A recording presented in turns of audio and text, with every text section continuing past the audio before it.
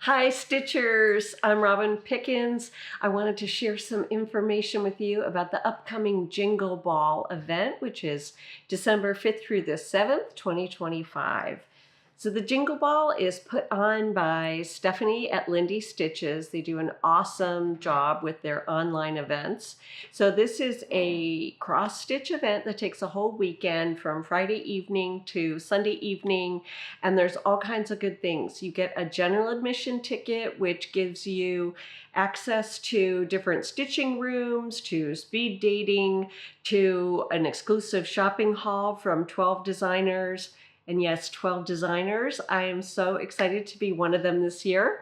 The other designers, we've got Stephanie from Lindy Stitches, who's our host, Kathy Haberman from Hands on Design, Teresa Kogut, Cheryl McKinnon from The Tiny Modernist, Beth Twist from Heartstrings Samplery, Jeanette Douglas, Liz Matthews from Hello from Liz Matthews, Primrose Cottage, Jeanette McGowan from the Blue Flower Stitching, Stacy Nash, Annie Bees, and me. So we've all been working really hard on fun projects for you guys. So you get time to see an entertainment reel that we have all participated in putting together with some fun stuff and celebrating the holidays and cross-stitch goodness. As well as the shopping, exclusive charts that we all have in our shops. And then you can also sign up for additional classes if you want. So you need general admission to get into the event, and then you can also add on classes. I'm going to share a little information about my class with you in a few minutes, but if you want any more information about the Jingle Ball, you need to go to thejingleball.net, and that is the main website. All kinds of info. Stephanie also has lots of YouTube videos that talk about how to, do your registration and get your tickets and all the ins and outs of the ball and getting onto the platform. For my project, I am doing the Winter's Wreath, and this is a wreath that I came up with for this event. It's been kind of rambling around my head for a little bit. This is an extra ticket to the class. Now, if you get a ticket to the class and you can't be in class, my class is actually on Sunday afternoon or evening, depending on what your time zone is. You have up to 30 days after the event to actually watch that class or rewatch that class. So last year I did sign up for 5 different classes, which was really great because I got to learn different things. And I could go back and rewatch the class for things that I missed, or if I just had like too much learning that day, it was okay. I could ask questions in the chat, but then I could go back and rewatch it again. And then that way I could also finish up projects later. So that was really helpful. And a little side note about finishing. The class will be on doing the finishing for the wreath. You get the chart in advance. As soon as you register, you get the PDF of the chart and you can start. If you get a kit, it gets mailed out like the next day and you can get going. You do not need to have everything pre-stitched for class.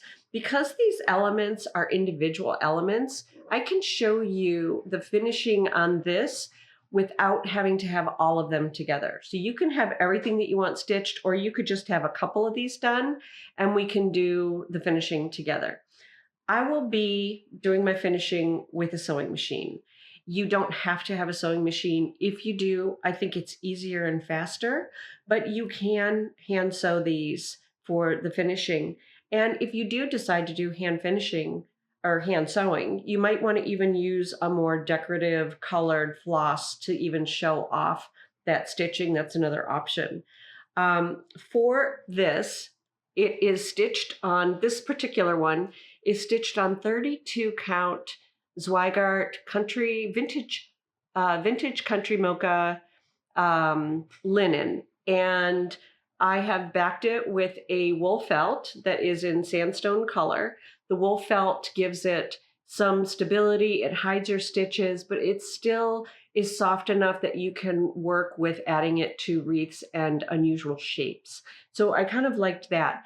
I also wanted my wreath to have a more organic, natural feel to it.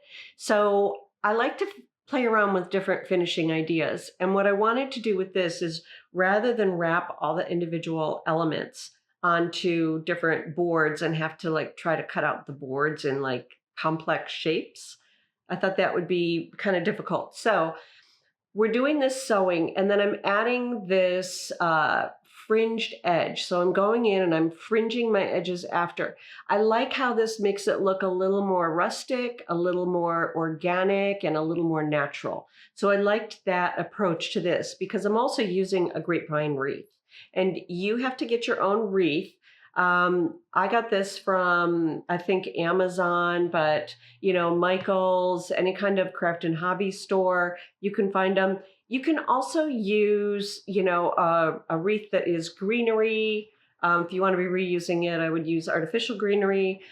You could also go for something that is a more modern approach, like, a painted laser cut wood form. So it doesn't have to be a grapevine wreath. There are a lot of ways that you can find your own wreath and decide how you want to do this. The other thing, you also might want to think about adding some additional embellishments. I added in the berries and the greenery here for this. Because these are individual elements, you can stitch as many or as few of these as you want. So you could do ones that go around the entire wreath.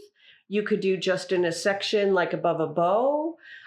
You can also use all of these individually for things like little place cards at the table, for gift tags, for ornaments, for something that you're putting on the wrapping of a beautiful package for somebody special. So there are a lot of different ways that you can use these individual elements.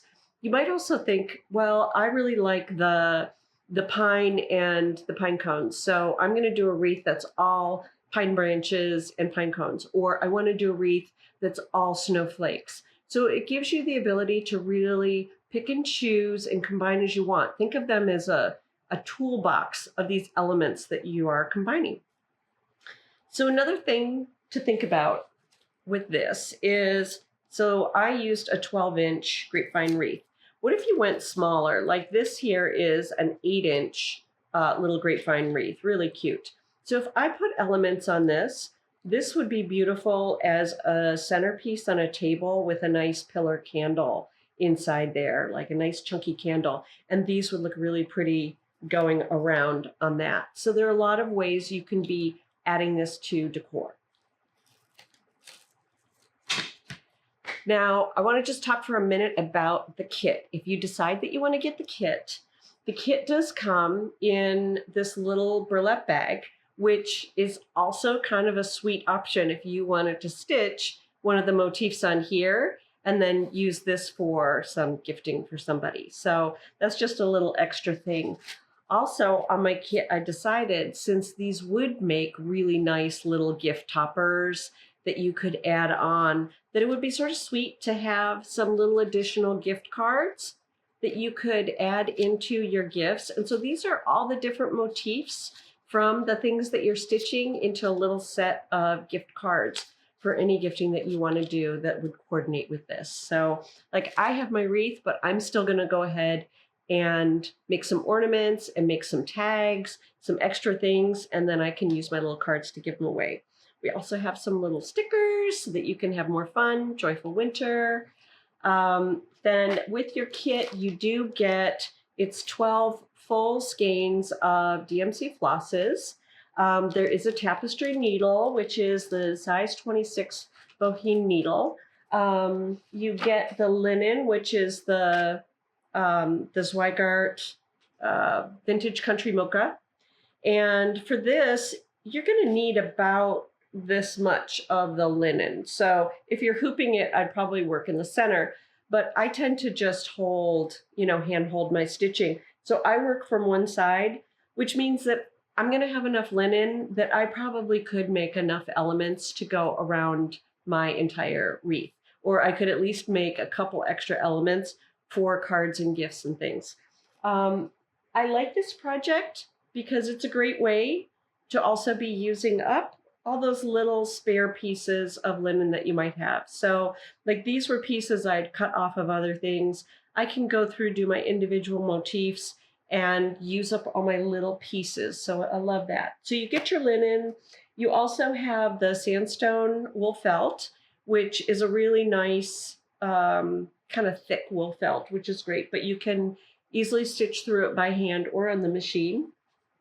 There's also a piece of cardstock in there, and the cardstock, I'm going to show you an alternative way to do finishing on this, where if you don't want the fringed edge, that you can do one where it has a much cleaner edge using the cardstock. So that is why this is involved in that. So if you do get a kit, the pattern is still a PDF for you. There's also a chart that you get, which says if you are working on 14 count or 16 count or 18 count, like this is how I would suggest you lay it out on your Aida even weave linen, so that you are maximizing your space and that you have enough room to cut the motifs out and there's enough breathing room between them. And so there is a chart that kind of lays it out for you, even if you're stitching on different scaled fabrics. So you have the chart to stitch from, plus a layout chart to help you get the most out of your fabric. You'll also have some extra on the wool felt that I do use when I'm doing the construction and the finishing and attaching to the wreath. So the extra wool felt, I would suggest too, you work from one side, but there'll be more information as people stitch on those. I also want to talk about another option that you could stitch on if you wanted. So if I were, let's say, doing the laser cut wooden wreath, I might want to stitch on something like the Mill Hill perforated paper. So this is also another good option. So you can see that my stitches, this is a little bit bigger. I'm working on a 32 count. A 28 count would be the equivalent of a 14 count like we have here with the Mill Hill paper. So this is a little bit larger. I would maybe consider putting these on a 14-inch wreath.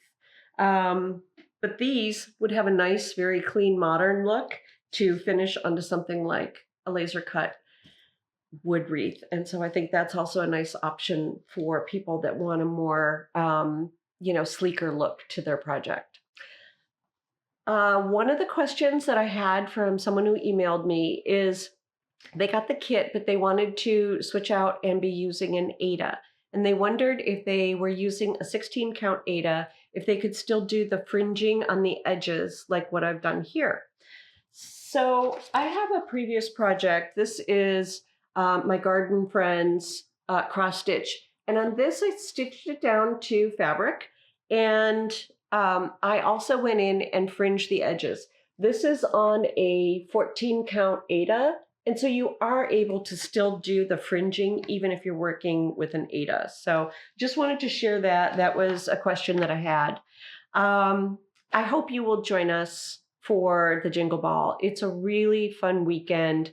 It is a great way to start off December in, the holiday spirit, in a creative spirit, and with other people who enjoy doing the same thing that you enjoy doing. So I hope you will come. It's lots of fun, and I'll see you there.